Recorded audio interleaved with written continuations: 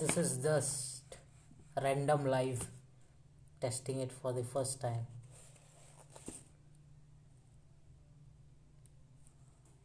I'm currently reading Antima, written by Manav Kaul, my favorite actor, writer, and yeah, one of the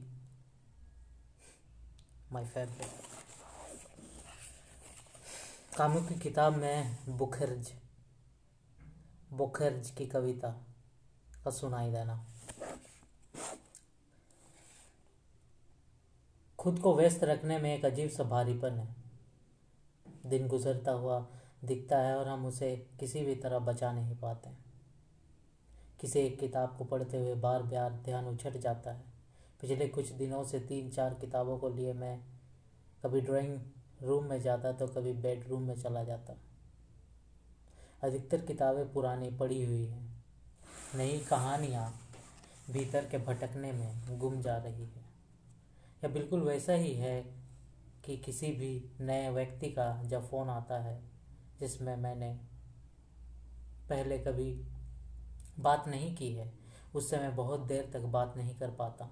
लगता है जल्दी से वो अपने पूरी बात कहें और मैं फ़ोन काट दूँ। फ़ोन काटने के बाद बहुत देर तक खुद को कोसता हूँ कि ऐसा क्या ज़रूरी काम था कि उससे बात भी नहीं की ठीक से। मैं इन बंद दिनों में एक छलांग लगाना चाहता हूँ। छलांग उन बातों की जिन्हें हम अपनी कहानियों से दूर रखते हैं, जिन्हें हम अंत में किताब छपने के ठीक पहले एडिट करके निकाल देते हैं। क्या वह लिखा जा सकता है? आज पागलों की तरह पूरा घर साफ करने में जुट गया। यूँ लग रहा था कि अगर सब कुछ साफ सुथरा और खाली होगा तभी तो कुछ नया भीतर प्रवेश कर सकेगा, भले ही वह नई धूल के रूप में ही क्यों ना हो। जब तक कुछ भी नया है मुझे कोई दिक्कत नहीं है। पूरे घर को साफ करके मैं अंत में अपनी किताबों की अलमारी पर गया। उसे साफ करते हुए कितनी ही पुरानी किताबों पर निगाह गई जो यहाँ अभी भी मेरे पास हैं। इसका मुझे कोई अंदाज़ा नहीं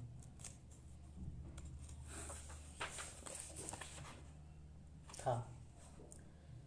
स्थानदाल तुर्गनेव माइकोवास्की, ये सारी किताबें मैंने अपनी शुरुआती लिखने के दिनों में रदुगा प्रकाशन के छोटे से स्टॉल से खरीदी थी। रशियन साहित्य बहुत सस्ते दामों पर मिलता था। मुझे लगता था कि सस्ता साहित्य है तो ज़रूर अच्छा साहित्य नहीं होगा, पर घर में किताबें मैं रखना चाहता था ताकि लड़कियों और दोस्तों पर मेरा अच्छा प्रभाव पड़े। इन रशियन किताबों को मैं पीछे की तरफ रखता था जिससे लोगों को ये कम दिखे।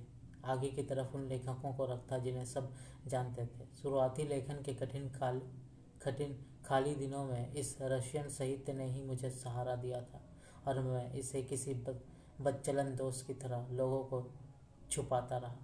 बाद में इन लेखकों की महानता का पता चला। बदचलन दोस्त असल में सच्चा दोस्त निकला। इन दोस्ती का गिल्ट अभी तक है मुझे, इसलिए मैं किताबें बांटने में आज भी इन किताबों को देने की हिम्मत नहीं जुटा पाया था। ये उस भोले वक्त के साथी थे जब अकेलेपन रेंगता हुआ दर दबोचता और मेरी समझ में नहीं आता था कि इस अकेलेपन का क्या करूं। गोरकी की मदर पेलगया नीलोवना, यह नाम मुझे अभी भी झुरझुरी पैदा कर देता है। मैं बहुत देर तक उन किताबों को छूता रहा। हर पुरानी किताब से कोई ना कोई कहानी जुड़ी हुई है। तभी मेरी निगाह कामों की आउटसाइडर पर पड़ी और उसमें से झांकता हुआ उनका आखिरी खत दिखा। उस खत को खोलते ही दालचीनी की महीन खुशबू मेरे भीतर प्रवेश कर गई। इस खत में लिखी हॉरे लुइस बुखेरजा की कविता यू लर्न दिखी। मैंने डर के मारे उस खत को किताब में वापस रखा और उस किताब को बहुत सी मोटी किताबों के नीचे घुसा दिया। मैंने महसूस किया कि मेरे माथे से पसीने की एक बूंद बहती हुई मेरे गालों तक पहुंच गई थी। मैंने लैपटॉप खोला और लिखने बैठा। बार बार हॉरे लुइस बुर्खेज कविता यू लर्न दिमाग में हरकत कर रही थी। मैंने सारी स्मृतियों को समेटा और कोरे पन्ने पर कुछ शब्द लिखने की कोशिश की। वक्त क्या हुआ है, कौन सा दिन है। कुछ देर में वह वक्त और दिन भी उन स्मृतियों में घुसकर मुझे चिढ़ाने लगते हैं। मैं किसी झरझर बंद दरवाजे के सामने खुद को खड़ा पाता हूँ। खोल दूं, प्रवेश करूं, महज यह जानने के लिए कि उस दरवाजे के पार कौन सा वक्त है, स्मृति, ये कौन से साल वहाँ दुबके बैठे हैं। चरमर की आवाज़ से वह दरवाज़ा खुलता है और मैं 10वीं कक्षा में पढ़ने वाले रोहित को वहाँ बैठा हुआ देखता हूँ। वह कविता पढ़ रहा है, यू लर्न। मैं एक गहरी सांस भीतर लेता हूँ और वह दरवाज़ा बंद हो जाता है, मानो मैं सो चुका हूँ और कहानी ने अपनी आंखें खोल ली है। जब मैं रात में पेशाब करने को उठा था तो लगा था कोई पीछे खड़ा है। मैंने पलट कर लाइट जलाई तो कोई नहीं था। घड़ी देखी 3:10 हो रहे थे। फिर 3:10। कॉफ़ी पीते हुए उस आकृति के बारे में सोचता रहा जो लाइट जलाने के ठीक पहले मुझे दिखी थी। लग रहा था वह वही है। हमेशा सुबह होते ही रात के सारे डर्रों पर हंसी आती है, पर रात में वो सारे डर आपके एकदम बगल में सो रहे होते हैं। लगता है कि आप एक गलत करवट लेंगे और उनसे सामना हो जाएगा।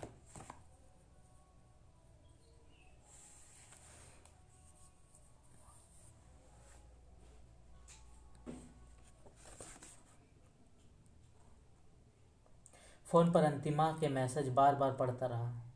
जब वह कुछ दिनों के लिए अपने कंपनी के काम से मुंबई आई थी तो दिल खुश हो गया था। हम डिनर पर मिले थे। इतने सालों बाद उससे मिलना इतनी ज़्यादा खुशी देगा यह अनुमान नहीं था मुझे। उसका संबंध दिल्ली में एक लड़के से चल रहा था जिसकी मुझे बेहद खुशी थी। बहुत सारी पुरानी बातों और हंसी ठिठोली के बाद मैंने उसको उसके दोस्त के घर छोड़ दिया था जिसके साथ वह यहाँ रह रही थी। जाते हुए मैंने उसकी और अपनी तस्वीर खींच ली थी, जिस पर उसने कहा था कि इसे प्लीज़ सोशल मीडिया पर मत लगाना, उसे अच्छा नहीं लगेगा कि मैं तुमसे मिली हूँ। हम पहले भी प्रेमी कम और दोस्त कहीं ज़्यादा अच्छे थे। आज भी जो हमारे बीच एक दूसरे के प्रति अतः स्नेह था, जो बहुत सुंदर वक्त साथ में बिताने का गवाह था। मैं देर तक उसे देखता रहा। उसने इस बात के लिए माफ़ी भी मांगी। मैंने उस वक्त कहा था कि मैं समझता हूँ, पर मैं नहीं समझा था कि उससे झूठ बोलने की क्या ज़रूरत थी। फिर हमारी कोई बातचीत नहीं हुई थी। अभी कुछ दिनों पहले उसका मैसेज आया तो पता लगा कि वह बम्बई में ही फंस गई है लॉकडाउन की वजह से, और जिस दोस्त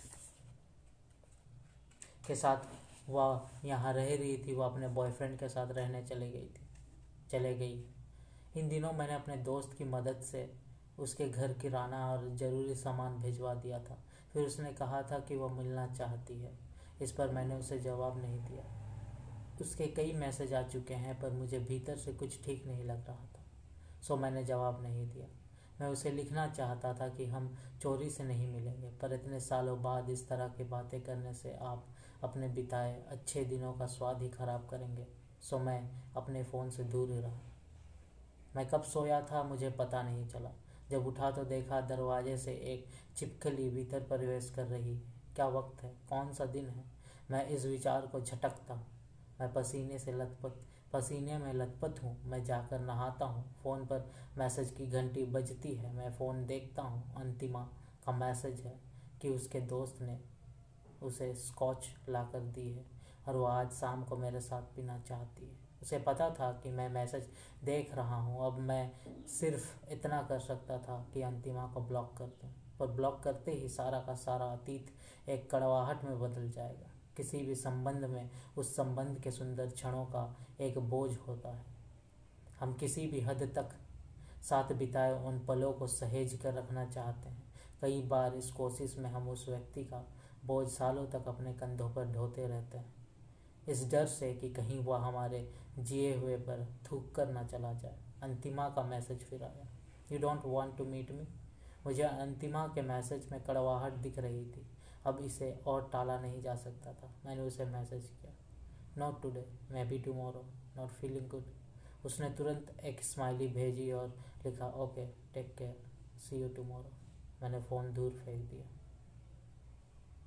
छिपकली प्रक्रिया है और शिकार कहानी। मैं रोज शाम को अपनी आंखें नीची करके, मुंह पर मास्क लगाकर और कान में संगीत के साथ करीब 1 घंटे चलने की कोशिश करता हूँ। बीच बीच में आसमान देख लेता हूँ जो पहले से कई ज़्यादा उजला दिख रहा होता है। शाम का धीरे धीरे चले जाना और रात का खिसकते हुए आने का असर मैं रोज़ अपने चलने में महसूस कर सकता हूँ। मेरा शरीर आगे की तरफ बढ़ रहा होता है लगातार, पर दिमाग को पता है कि हम कहीं पहुंच नहीं रहे हैं। हम बस एक ही जगह घूम रहे हैं। मुझे एक ही जगह घूम रहे विचारों का प्रवाह बहुत सुकून देने वाला लगता है। कभी नज़र लोगों के मास्क लगे चेहरों पर जाती है, लगभग एक जैसे ही चेहरे जो आपकी आंखों में रोज दिख जाने की पहचान टटोल रहे होते हैं। अगर आपने किसी को भी देखकर मुस्कुरा दिया या हाथ हिलाकर उठाकर अभिवादन किया तो उसकी एक जिम्मेदारी बन जाती है।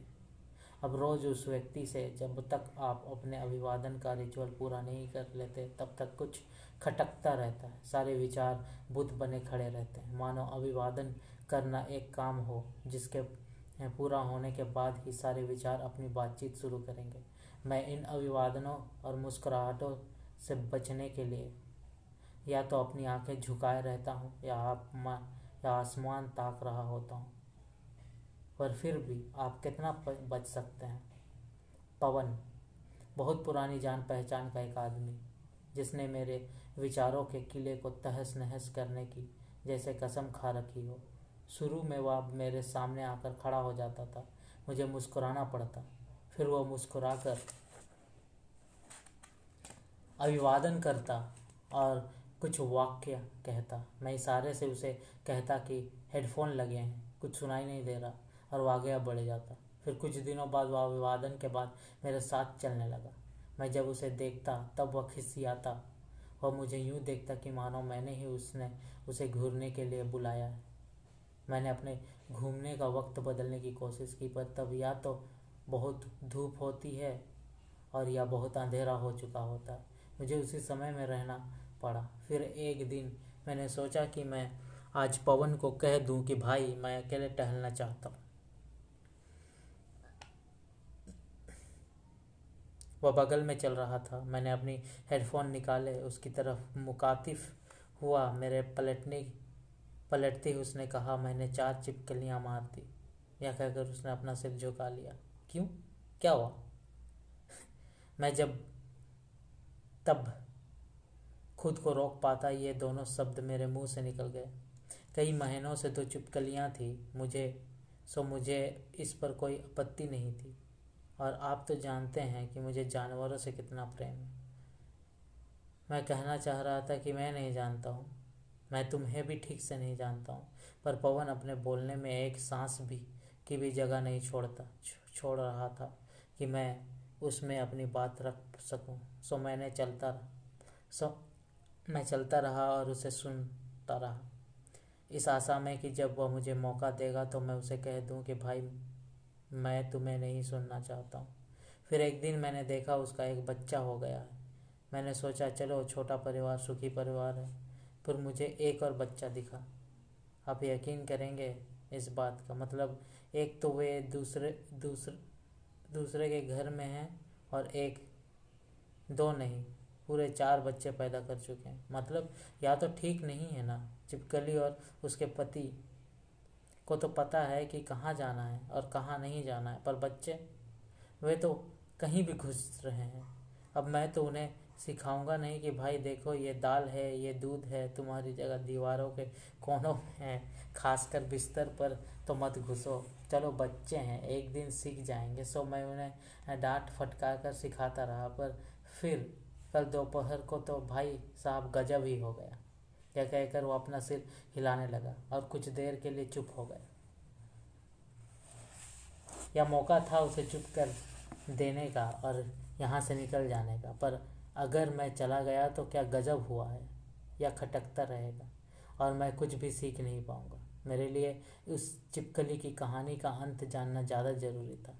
पवन की उम्र लगभग 40-35 के करीब हो गई। लॉकडाउन के कारण उसकी दाढ़ी बहुत बढ़ गई थी और बहुत से बाल भी सफ़ेद प्राप्त कर चुके थे। मैं कुछ देर इंतज़ार करता रहा पर वह कुछ ही नहीं बोला। फिर मुझे ही उसे पूछना पड़ा, क्या गजब हो गया? उसने मुझे बिना देखे जवाब दिया, क्या बताऊं? दोपहर को मैंने देखा कि एक नई छिपकली खिड़की से झांक रही है और मेरे घर की दोनों छिपकली उसे देखने में व्यस्त है। मुझे लगा चलो मेरे घर की छिपकली उस बाहर वाली छिपकली को भगा देंगी, पर मेरी छिपकली खिड़की के बाहर गई और उस नई छिपकली के साथ अंदर आ गई। अब मैंने इनकी पूरी कहानी समझ गया। देखिए, कोई फ्री में आपके साथ रहे तो ठीक है,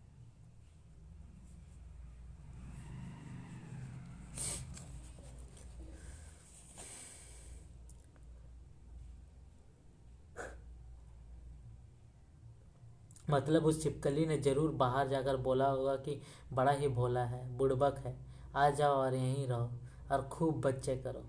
या गधा कुछ नहीं बोलेगा और बच्चों को मैनर्स सिखाएगा सो अलग। इस बात पर मैंने उठाई चप्पल और सबसे पहले मादा छिपकली को मारा, फिर उसके 3 बच्चों को।